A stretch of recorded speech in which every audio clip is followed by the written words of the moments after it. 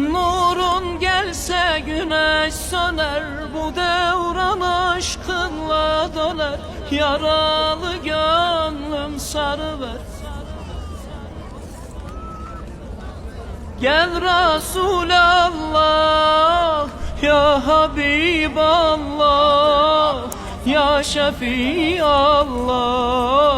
ya Nebiyallah.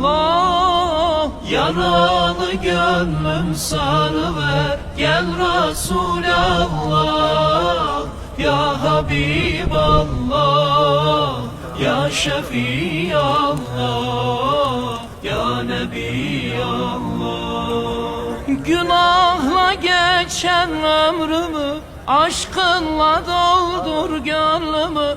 Katrandan kara yüzümü sil Resulallah, ya Habib.